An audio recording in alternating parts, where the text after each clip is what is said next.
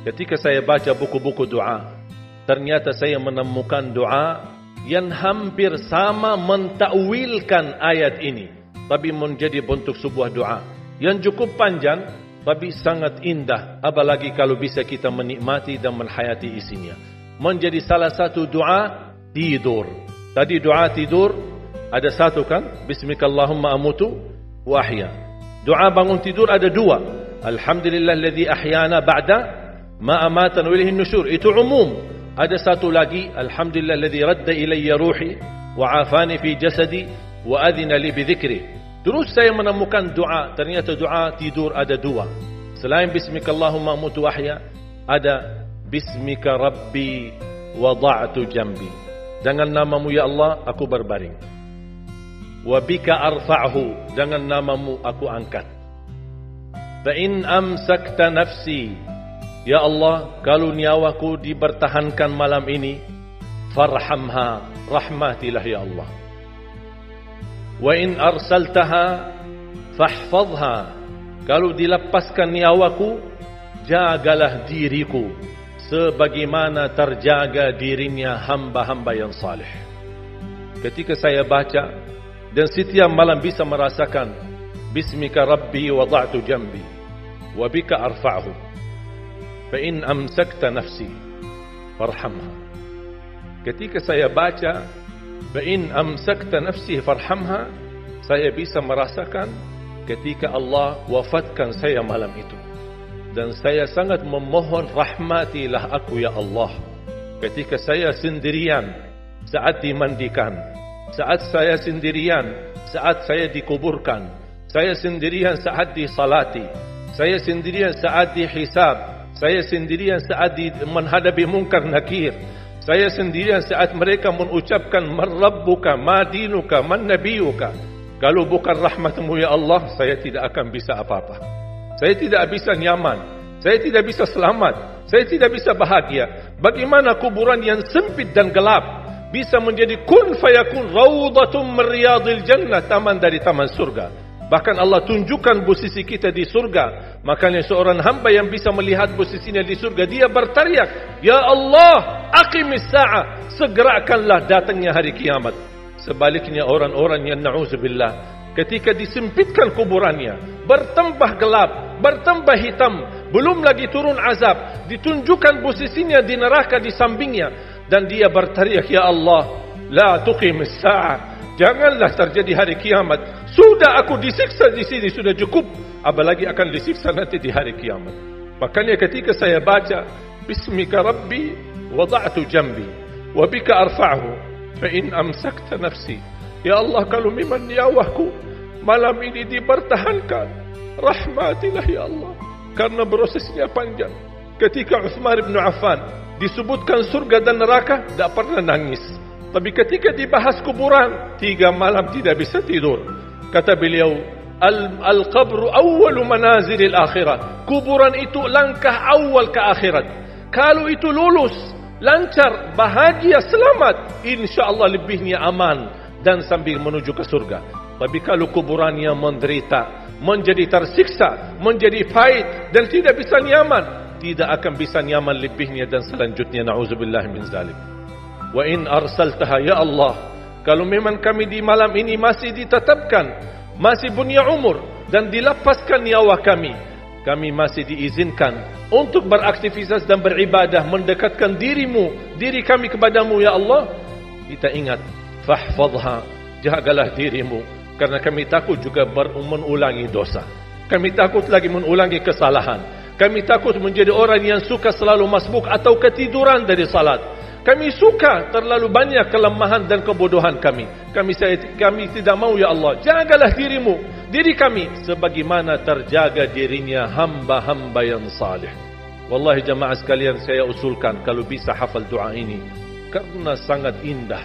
Hayati maknanya, dalami isinya, agar kita tidur dan kita merasakan tergantung diri kita dengan rahmat Allah Subhanahu wa taala. Kalau memang mati malam itu, kita insya-Allah dirahmati Allah. Kalau kita masih punya umur, mudah-mudahan kita terjaga untuk bisa menjadi sebagaimana hamba-hamba yang saleh. Jamaah sekalian, kematian itu jauh lebih dekat daripada titik nafas kita setiap hari. Bahagialah seorang yang bisa sisahkan amalannya, yang bisa membuka buku amalannya walaupun dia mati, tapi terus disalurkan pahala, sedekah jariahnya tidak terputus. Sepengalaman saya, dan saya belajar, tidak pernah saya menemukan amalan sehebat untuk mendukung dan mewakaf Al-Quran. Al-Quran untuk dibelajari, Al-Quran untuk dihafal. Saya memiliki harapan yang sangat tinggi, InsyaAllah Indonesia, sepanjang apapun kegelapan, sepanjang apapun kegelapan kezaliman, sepanjang apapun kehilangan keadilan, InsyaAllah akan datang satu saat terbitnya matahari adil. Dan insyaAllah Indonesia akan menjadi negara Al-Quran. Saya bisa meyakinkan gitu karena saya telah merasakan bagaimana di Turki.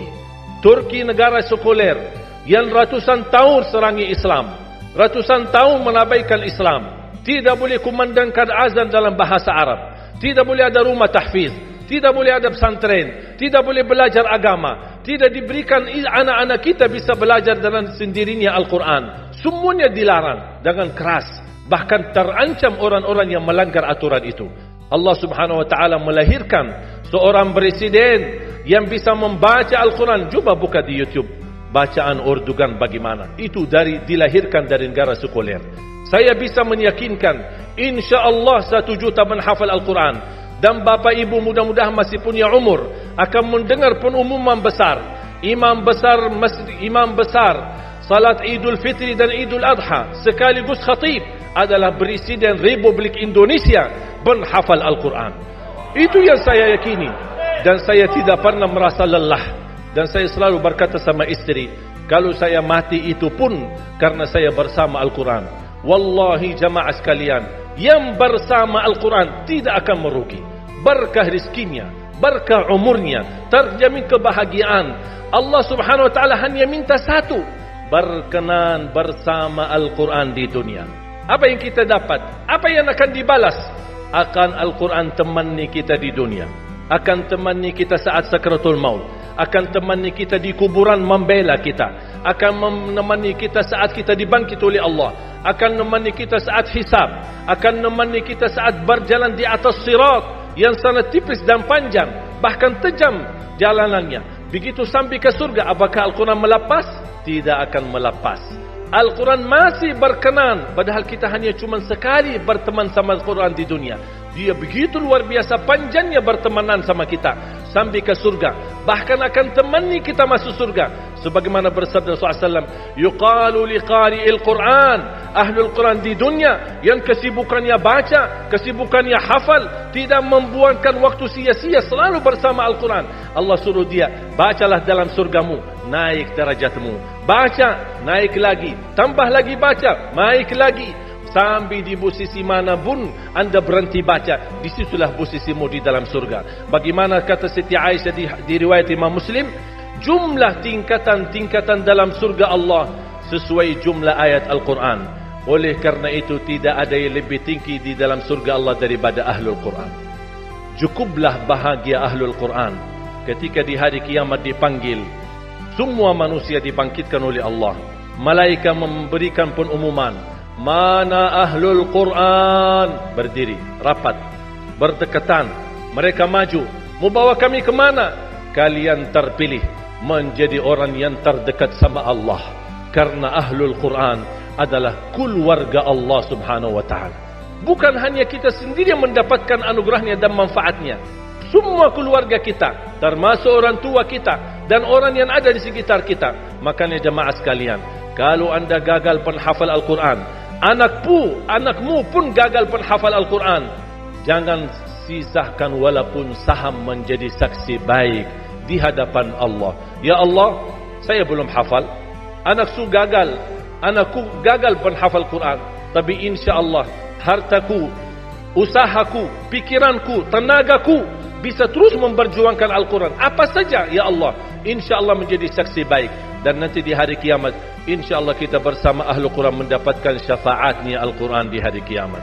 Kita sangat membutuhkan ayat-ayat yang dikumandangkan ketika meninggal dunia.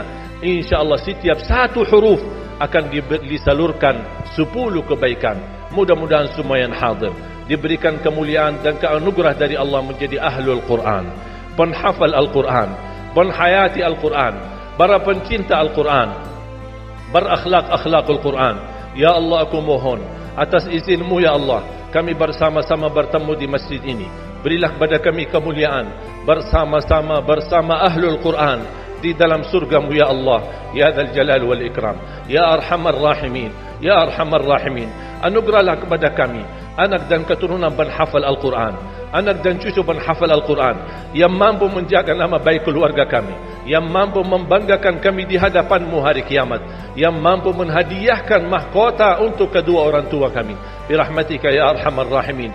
Ya Allah, maafkan kalau kami tidak berhasil menjadi penghafal Al-Quran, tapi ya Allah, kami kurbankan nyawa kami, harta kami, usia kami, tenaga kami, pemikiran kami, ilmu kami untuk Al-Quran, agar Indonesia ke depan menjadi negara Al-Quran, agar Indonesia menjadi contoh terbaik untuk mata dunia, agar bisa kita melahirkan. Karena saya meyakinkan ya Allah, dan kami semua meyakinkan, terjamin masa depan Indonesia baldatun tayyibatun wa rabbun ghafur kalau selalu bersama Al-Quran. اغفر لنا ولوالدينا ولجميع المسلمين والمسلمات والمؤمنين والمؤمنات الأحياء منهم والأموات. ربنا آتنا في الدنيا حسنة وفي الآخرة حسنة وقنا عذاب النار.